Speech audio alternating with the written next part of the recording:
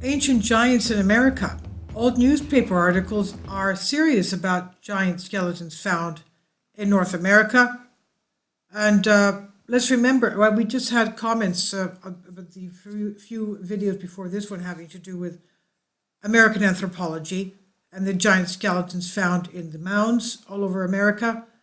And let's remember that we did have the Native American DNA showing that they were from ancient Greek, Minoan, Cretan DNA. The Native Americans around the Great Lakes region have been found to be possessing Minoan DNA. The ancient Cretans, as we know, written in the Old Testament, were huge. They were giants, and they were Philistines. The Philistines of the Old Testament, the giants, one of them being the well-known Goliath and his brothers from the story of David and Goliath of the Old Testament, the young David, which later became King David. Goliath was a Philistine from Cretan ancestry. So we know that they were giants, and they could be the fact that these white giants of Native American legends could have been the ancient Greeks that were found throughout the whole of the land from east to west. They were even building what looked like acropolises on the top of mountains. Their cities were in the valleys, and the acropolises, which were basically walled forts, were on the top of mountains because that's where the populace would run to in case of needing protection from enemies. Okay, so I'm going to read you a few articles, and I'll leave the site for you if you want to read them. It seems quite normal to find bones of giants in the United States when the first settlers dug ancient mounds to prepare for roads, gardens, and buildings. And these are some of the old newspaper articles. Wisconsin mound opened. This was December 20th, 1897 by the New York Times. Skeleton found of man over 9 feet high with an enormous skull in Maple Creek, Wisconsin. One of the 3 recently discovered mounds in this town has been opened. It was found the skeleton of a man of gigantic size. The bones measured from head to foot over 9 feet and were in fair state of preservation. The skull was as large as a half-bushel measure. Some finely tempered rods of copper and other relics were lying near the bones. The mound from which these relics were taken is 10 feet high and 30 feet long and varies from 6 to 8 feet in width. The 2 mounds of lesser size will be excavated soon, it said. Then another New York Times article published May 5th, 1885, so this was about 12 years earlier. Skeleton 7 feet long from Centerburg, Ohio, May 4th. Licking County has been for years a favorite field for students of Indian history, there being here 2 old forts and scores of mounds.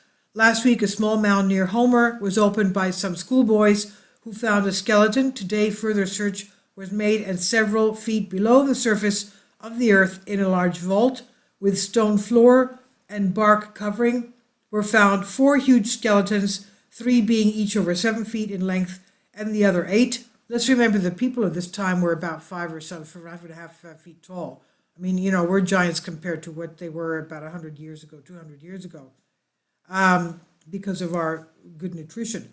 Now, anyway, going back to this, the skeletons lay with their feet to the east on a bed of charcoal in which were numerous partially buried bones. About the neck of the largest skeleton was a lot with stone beads, evidently a necklace in life. The grave contained about 80 stone vessels and implements, the most striking being a curiously wrought pipe, the bowl having a series of carved figures upon it representing a contest between animals and birds. It is said to be the only engraved stone pipe ever found. A stone kettle holding about a gallon, in which was a residue of saline material, bears evidence of much skill. Their bows, a number of arrows, stone hatchets, and a stone knife are among the implements. The knife is of peculiar shape with a curved blade and wooden handle. The students of Indian archaeology claim it is the most valuable find ever made in that line. Then find giant Indian bones. Workmen on Harlem Road unearthed relics of Tekus tribe. This is September 7, 1907, New York Times. Katona, New York, September 6. While a gang of men in the employ of the New York and Harlem Railroad were taking sand from an immense mound near Purdy Station today to fill in an excavation, they unearthed several skeletons of unusual size.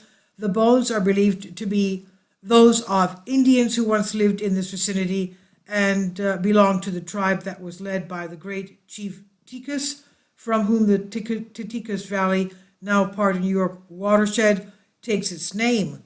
Besides finding the bones, the workmen also exhumed a score of more arrowheads, hatchets, copper implements. Believed that the large mound in which the relics were found was once the last Indians were seen in the valley a short time after the Revolutionary War.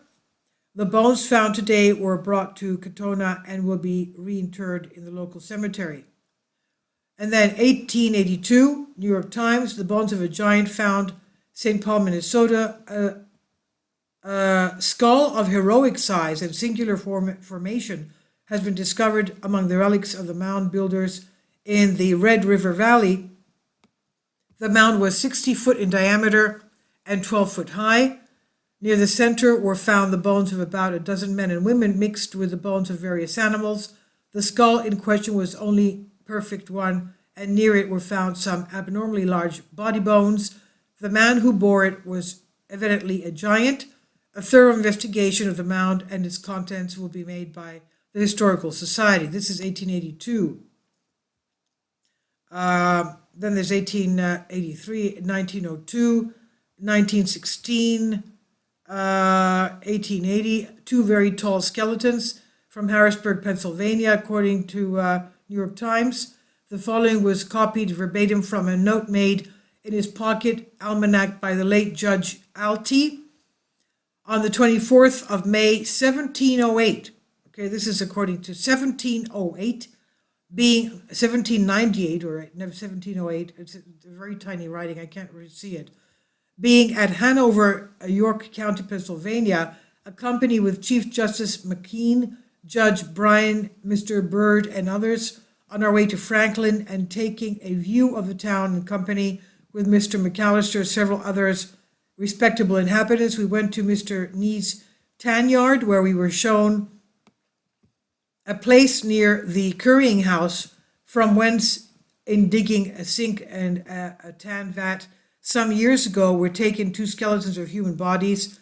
They lay close beside each other and measured about 11 feet 8 inches in length. The bones were entire, but being taken up and exposed to the air, they presently crumbled and fell to pieces. So they must have been, if the bones crumbled and fell to pieces, that means they must have been tens of thousands of years old. Mr. McAllister and some other mentioned that they and many others had seen them, and Mr. McAllister, who's a tall man, about 6 feet 4 inches high, mentioned that the principal bone of the leg of one of them, being placed in the side of his leg, reached from his ankle a considerable way up to his thigh, pointing a small distance between the hip bone. Can you imagine how tall these people were? So there's a lot more articles here. A lot of them with pictures of skeletons, giant skeletons, traces of giants found in the desert of Los Angeles, California, unearthed giant skeletons, 1893, 1891, 1904. Okay, so I'll let you read them because there's so many here that you may be interested in reading some others that from what I've read. So, yes, they were all over the United States. What can I tell you? So they must have been tens of thousands of years old if their bones crumbled. The thing is that a lot of American universities are sending their archaeologists and paleontologists to digs in the old continent because they're sure they'll find things there. And whatever they find, of course, they get credited for. but there's a lot of work to be done in archaeology and anthropology concerning North America too, which basically is an untouched field. Please leave your comments and thank you for your support. Kindly support my Patreon account. The daily posts are 5 videos daily, and they are totally different from what I have on my YouTube channel. Thank you so much for your support and that you find all my content so interesting. You'll find the Patreon account details in the description box below.